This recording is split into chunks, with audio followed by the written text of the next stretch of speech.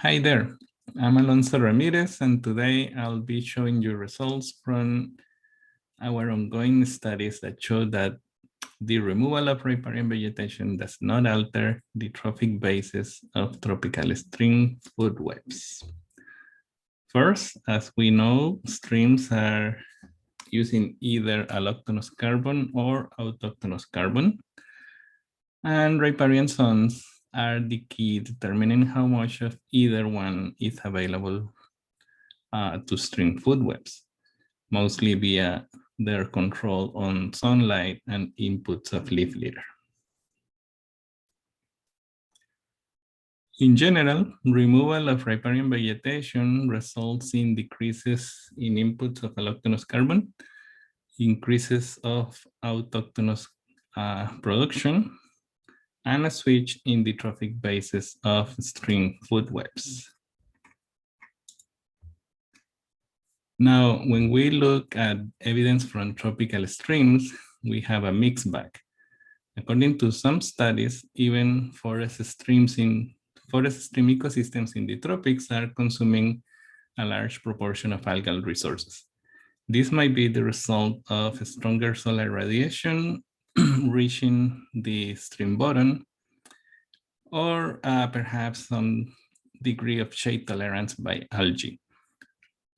Other studies, however, argue that even when algal resources might be present, forest streams in the tropics are mostly fueled by allochthonous carbon from riparian vegetation. Today, I want to share some of our findings in tropical streams in Mexico and Puerto Rico, where we are assessing stream food webs and their response to disturbance. Our objective is to assess the trophic basis of tropical stream food webs and whether it is affected by two major disturbances: land use change from forest to pasture in Mexico and hurricane impacts in Puerto Rico. In Mexico, we are studying first order streams draining forests, coffee plantations, and pasture. They are of similar size and they have a similar substrate composition, but differ in their land use. This is a collaboration with the INECOL in Mexico, the Institute of Ecology. Now, in Puerto Rico, we have been monitoring Prieta stream for several years and have data from before and after Hurricane Maria hit the island in 2017. The hurricane changed the stream environment from a heavily shaded stream to a widely open canopy with a lot of sunlight reaching the stream bottom. This project is a collaboration with the Luquillo LTR program. We hypothesize that streams become less shaded. We hypothesize that as streams become less shaded by riparian vegetation due to land use change or hurricane disturbance, their food webs would change from relying on allochthonous to relying on autochthonous resources. So basically, as they become more open and sunnier, they should use more algae.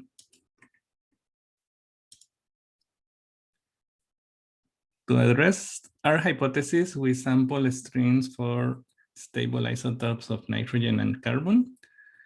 We collected rocks and scraped biofilms from them, and we collected leaf litter and consumers from different parts of the stream. We collected some clearly detritivore invertebrates and some scrapers.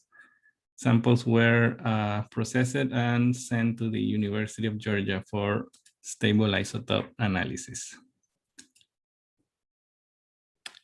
We use two link Bayesian models to determine the proportion of autochthonous and allochthonous carbon. First, we use a Bayesian model to estimate the isotopic signal of algae using our own samples of biofilm and leaf litter, and then an informative prior based on available information in the literature. Second, we use a full Bayesian mixing model to estimate the contribution of allochthonous and allochthonous materials to invertebrate diets. Now let's look at the results. First, Mexico. Here we have the standard biplots showing carbon-13 in the horizontal axis and nitrogen-15 in the vertical axis. The yellow dots represent the carbon signal of leaf litter. The green is biofilm, and the blue is our estimated algal signal. Consumers are the open symbols after correction for nitrogen enrichment. Two main points here. First, biofilms are located in between algae and allochthonous carbon or leaf litter in all land uses. So they are a mix of both type of carbon. Even open canopy pasture streams have a biofilm signal that is in between those two resources and is similar to forest streams. Second, consumers are all grouped together around the allochthonous carbon or the leaf litter carbon signal in all land uses. Here we have density plots showing source contribution for organisms consuming detritus, the line at the top, and those scraping biofilms, the line at the bottom. The x-axis represents the proportion, and then the y-axis is the density of that signal. The colors are the same as before, so yellow is for leaf litter, green for biofilms, and blue for algae.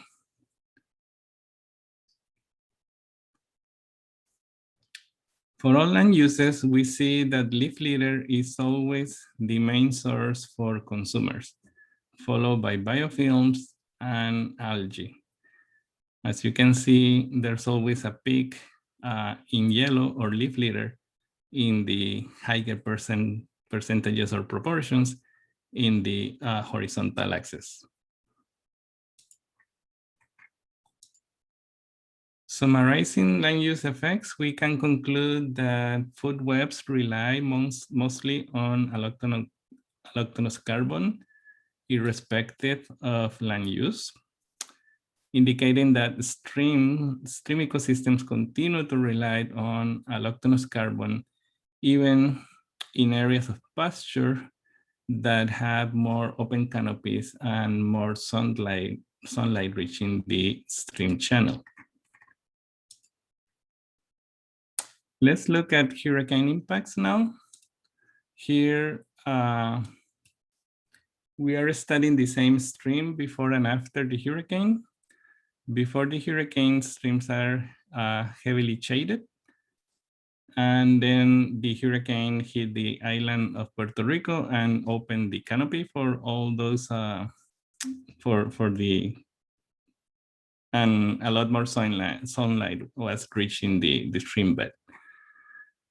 Here we have the biplots again with carbon-13 in the horizontal axis and nitrogen-15 in the vertical axis. We changed the colors a bit in this diagram. Now we have algae in green, biofilm is blue, and then leaf litter is this red dot here. Again, consumers are the open symbols after correction for nitrogen enrichment. The panel at the left is for before the hurricane when the canopy was closed, and the panel at the right for after the hurricane when the canopy is open. And we can make the same 2 points. We see that biofilm is in between algae and allochthonous carbon or leaf litter. Perhaps it's closer to algae in this case, but it remains similar before and after the hurricane.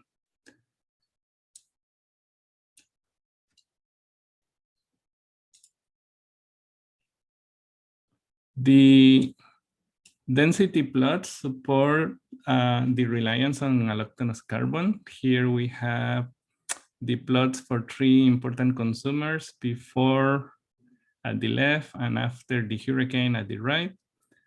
And we clearly see a peak in their use of leaf litter or allochthonous carbon under both scenarios. So basically the signal, the yellow line is always above the other lines towards the right side of the horizontal scale.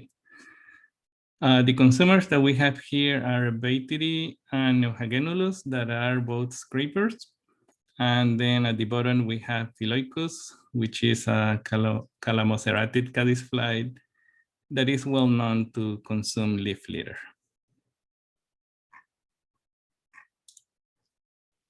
So summarizing hurricane effects, it is the same story as land use. We found food webs relying mostly on allochthonous carbon before and after the hurricane. Overall, we were surprised that our hypothesis did not help. We expected open canopy streams to have food webs based on autochthonous carbon, but we found that allochthonous carbon was the main resource for food webs everywhere under all conditions, and that benthic biofilms remain highly allochthonous in their carbon signals. This seems to indicate that vertical inputs of leaf litter are not the only source of riparian carbon for tropical streams. Our study streams are located in rainy areas, and the prevalence of heavy rains could increase the role of runoff in moving carbon from riparian zones to stream ecosystems. Some of that carbon in biofilms might be particulated or dissolved carbon coming from riparian areas. Thank you very much. We will share more details about these projects in the future. Here you have my email. If you have questions, I'll be happy to answer, or I'll be happy to chat with you in the coffee breaks.